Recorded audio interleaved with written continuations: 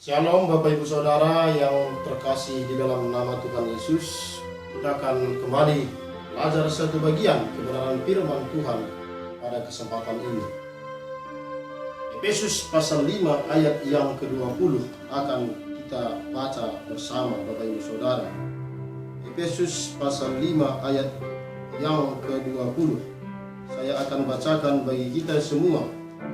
Firman Tuhan berkata demikian. Ucaplah syukur senantiasa atas segala sesuatu dalam nama Tuhan kita Yesus Kristus kepada Allah dan Bapa kita.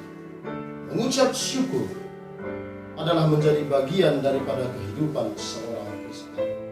Menjadi penting kita pahami kapan kita bersyukur, sehingga akhirnya kita akan terlihat sebagai seorang Kristen yang senantiasa bersyukur dalam setiap hari hidup yang kita jalani. Suatu ketika ada seorang raja minta dua pengawalnya untuk menemani dia untuk berangkat berburu. Mereka berangkat berburu. Pengawal pertama membawa makanan, pengawal kedua membawa peralatan berburu. Setelah sampai di pinggir hutan, akhirnya mereka merasa kelelahan dan mereka beristirahat di sebuah gubuk. Mereka tertidur karena sudah kelelahan dalam perjalanan. Ketika mereka bangun, ternyata bekal makanan mereka sebagian sudah dicuri.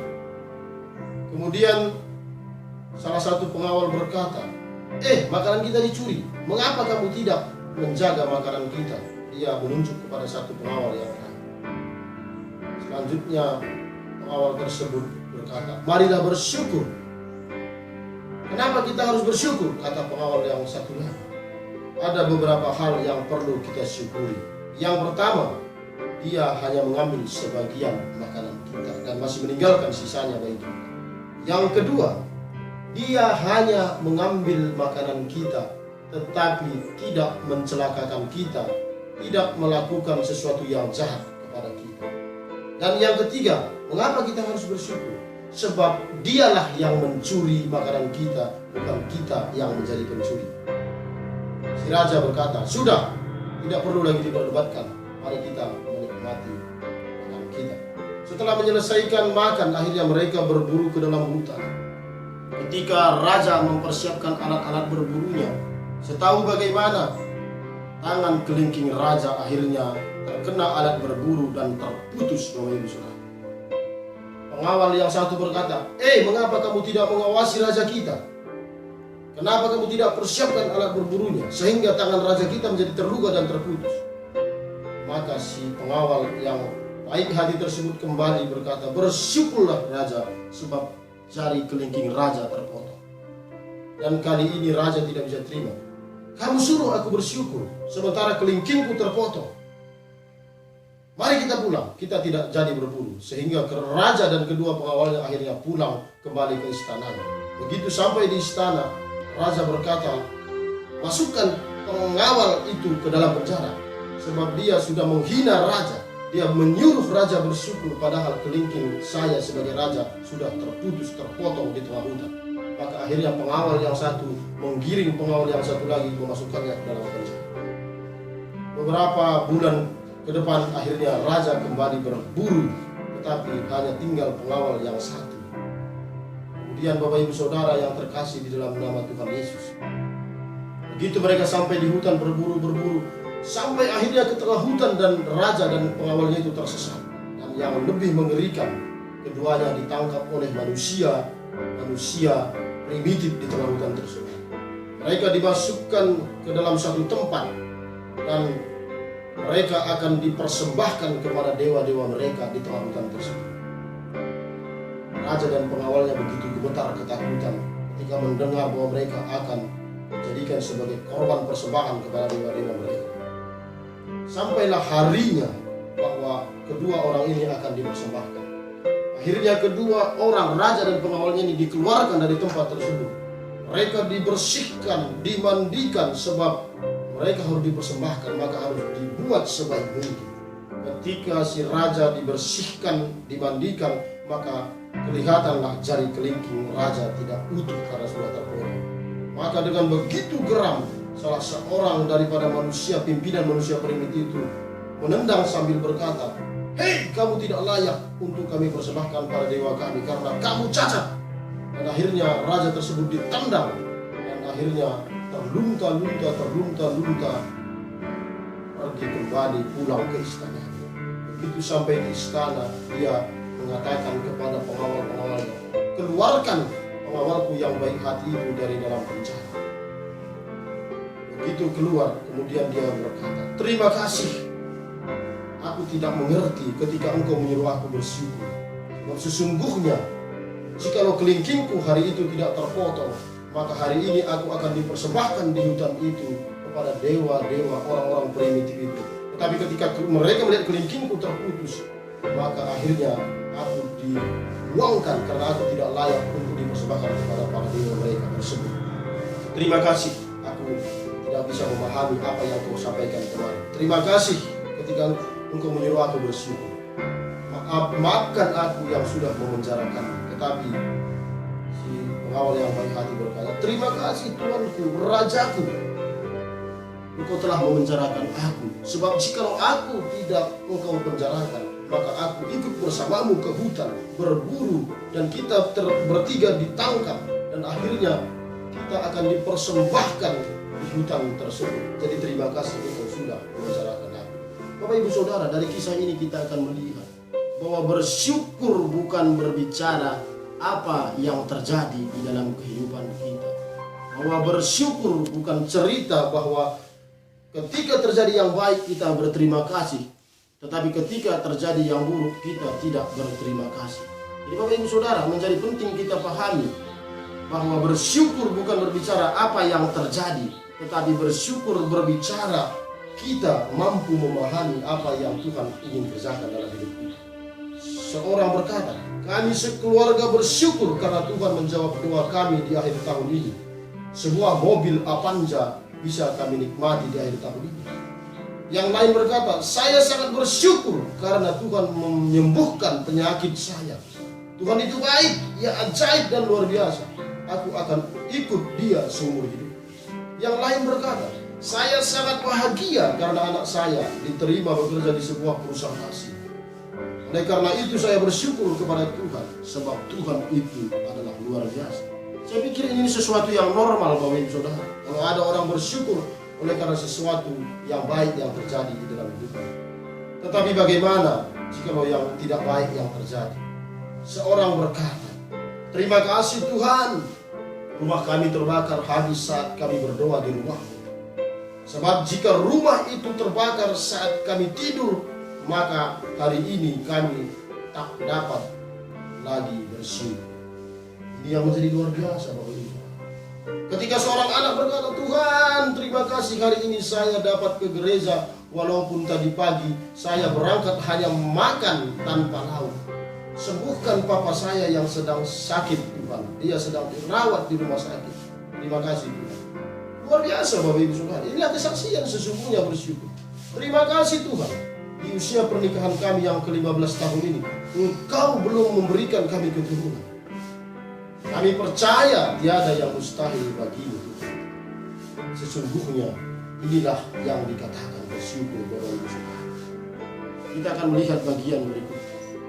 Mengucap syukur bukan berbicara hasil dari apa yang didoakan, tetapi berbicara doa apapun hasilnya. Ingat, mengucap syukur bukan berbicara hasil dari apa yang didoakan, tetapi berbicara doa apapun hasilnya. Jika hasil doa yang membuat kita bersyukur, maka ada kalanya kita akan berhenti bersyukur. Tetapi jika doa sebagai ucapan syukur, maka kita akan senantiasa bersyukur kecuali kita berhenti berdoa. Bagian berikutnya Bapak Ibu Saudara yang terkasih di dalam nama Tuhan Yesus, kita akan lihat arti mengucap syukur. Secara praktis dalam Kamus Besar Bahasa Indonesia, bersyukur artinya berterima kasih. Misalnya, saya bersyukur karena terhindar dari bahaya. Kedua, secara teologis, bersyukur adalah suatu sikap yang mengakui otoritas Allah dalam hidup kita. Paulus selalu berkata di dalam kitab-kitab yang ia tulis, Aku mengucap syukur kepada Allah. Di dalam Roma 1 ayat 8 dan ayat 21, 1 Korintus 1 ayat 4, 1 Korintus 14 ayat 18, Filipi 1 ayat 3, Kolose 1 ayat 3, dan seterusnya. Paulus selalu berkata, aku mengucap syukur kepada Allah. Artinya bahwa Paulus sangat menyadari bahwa tidak ada sesuatu yang terjadi secara kebetulan, tetapi semua atas seizin Allah. Itulah arti mengucap syukur, baik secara praktis, demikian juga secara teologis. Kapankah kita mengucap syukur? Yang pertama, setiap saat atau senantiasa. Efesus 5 ayat 20 tadi berkata, ucaplah syukur senantiasa atas segala sesuatu dalam nama Tuhan kita Yesus Kristus pada Allah dan Bapa kita. Kapan mengucap syukur? Senantiasa, setiap saat, kapanpun waktunya kita mengucapkan terima kasih kepada Tuhan. Yang berikutnya Bapak Ibu Saudara, kapankah kita bersyukur? Yang berikutnya, kita bersyukur seperti yang tertulis Bapak Ibu Saudara di dalam 1 Tesalonika 5 ayat yang ke-18. Mengucap syukurlah dalam segala hal. Dalam segala hal. Sebab itulah yang dikehendaki Allah di dalam Kristus Yesus bagi kami. Jadi kapankah kita bersyukur? Dalam segala hal Bapak Ibu Saudara. Apapun yang terjadi, mengucap syukur. Apapun makanannya, minumnya, botol sosnya, apapun masalahnya, jalan keluarnya yang utama adalah bersyukur Bapak Ibu Saudara. Hal-hal apa sajakah yang kita syukuri? Secara teologis, kita bersyukur atas anugerah keselamatan yang diberikan Tuhan. Mazmur 118 ayat 21, bahwa Tuhan sudah menjadi keselamatan kita. Jadi kita bersyukur secara teologis, bersyukur atas anugerah keselamatan yang sudah Tuhan berikan melalui peristiwa besar, yaitu nuzul atau turunnya firman menjadi manusia.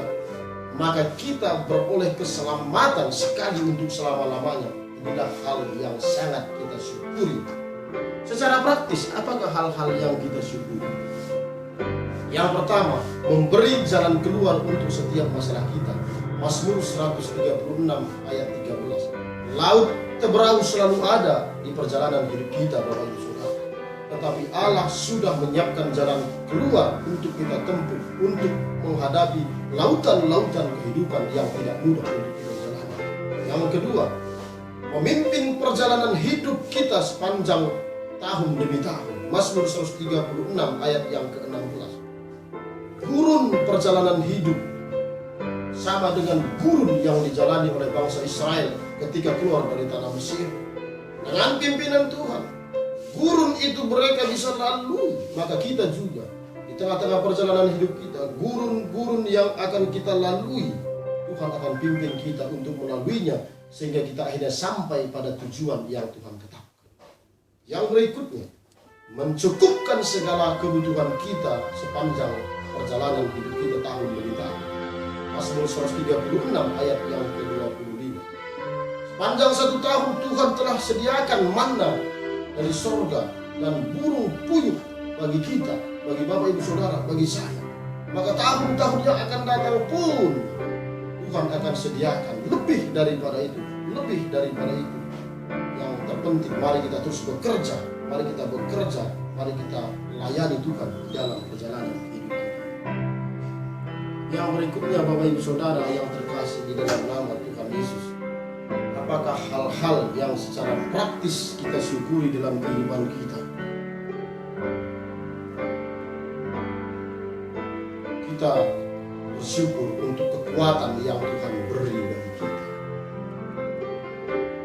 untuk menjalaninya. Walaupun jalan keluar belum terlihat, walaupun gurun-gurun masih ada di dalam perjalanan kita, walaupun kadang kebutuhan kita, makan minum kita belum tercukupkan, tapi Tuhan beri satu kekuatan bagi kita untuk tetap menjalaninya.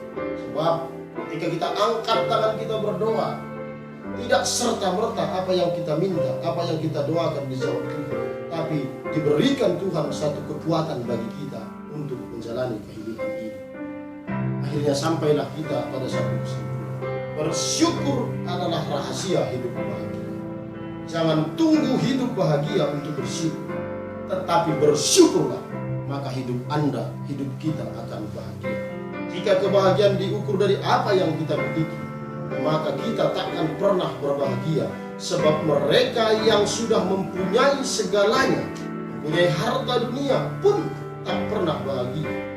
Bahagia itu sederhana. Ingat resepnya, bersyukurlah senantiasa dan dalam segala hal, maka bahagia akan menjadi milik kita. Yesus memberkati. Amin.